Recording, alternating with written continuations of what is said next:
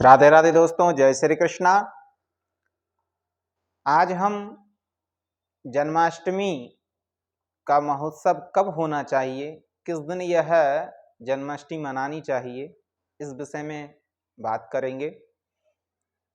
जन्माष्टमी का शुभ मुहूर्त क्या है?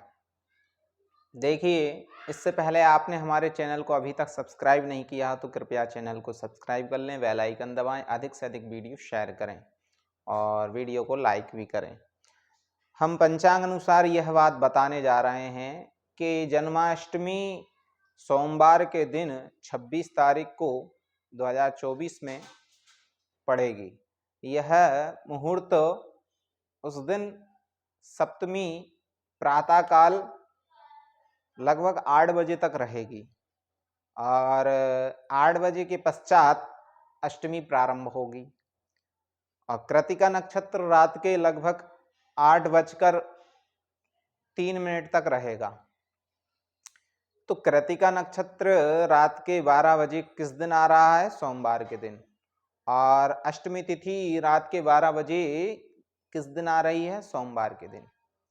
तो यह शास्त्र के अनुसार यह सिद्ध होता है कि सोमवार के दिन ही रात में जन्माष्टमी का महोत्सव मनना चाहिए। कारण यह होता है कि भगवान श्री कृष्ण का जन्म कब हुआ था?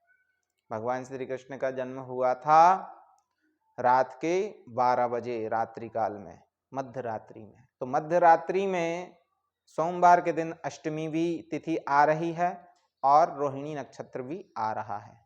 तो रोहिणी नक्षत्र रात को 12 बजे रहेगा सोमवार के दिन और अष्टमी तिथि भी रहेगी। तो यह महोत्सव अष्टमी का, जन्माष्टमी का सोमवार के दिन उत्तम रहेगा। जन्माष्टमी महोत्सव का व्रत भी रखना बड़ा ही शुभकारी होता है।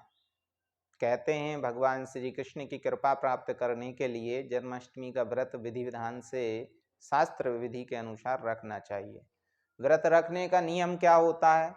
व्रत रखने का नियम यह होता है कि व्यक्ति कोई भी अन्न से संबंधित पदार्थ को ना खाए, जैसे अन्न से बनी हुई कोई भी वस्तु हो उसको ना खाए। साथ ही लौंग, शहद, यह चीज़ों का भी भक्षण ना करे, क्योंकि यह वस्तु खाने पर भी व्रत टूट जाता है।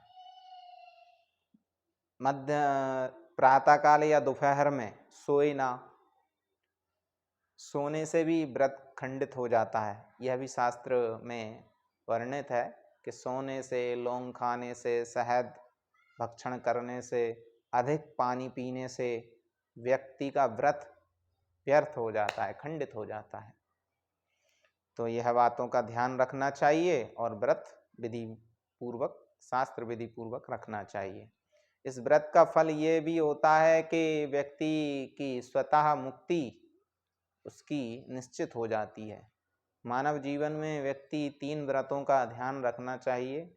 एक तो महाशिवरात्रि और एक रामनवमी और एक कृष्ण जन्माष्टमी। यह 3 समय पर व्यक्ति व्रत रखना अनिवार्य होता है अगर अपने जीवन को, अपनी आत्मा का कल्याण करना है। तो व्यक्ति ये 3 व्रतों को विधिवत रख ले तो उसकी आत्मा का कल्याण सुनिश्चित हो जाता है। मान के ये चलिए कि उसका रिजर्वेशन वैकुंठ में हो गया, उसकी मुक्ति हो गई, भगवान की परम कृपा उस पर हो जाती है और वह ऐसे मार्ग पर चलता है जिस मार्ग पे उसे मुक्ति प्राप्त हो, सद्गति प्राप्त हो।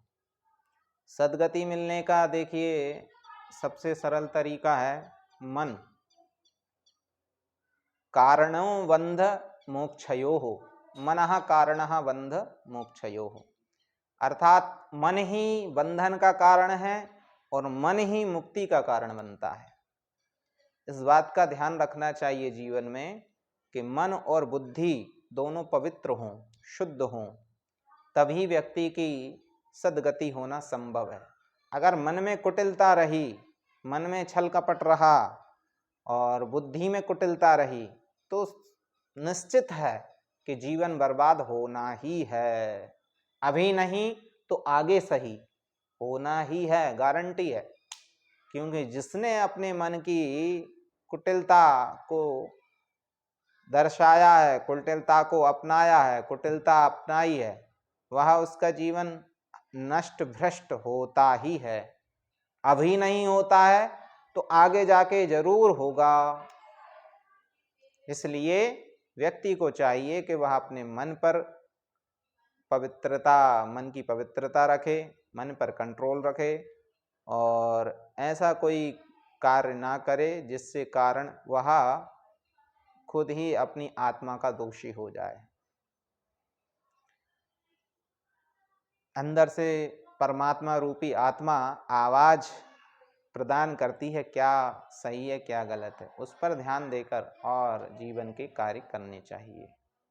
इस बात का ध्यान रखना चाहिए जीवन में कि मन और बुद्धि सदैव पवित्र रहें। जय श्री राधे, जय श्री कृष्ण।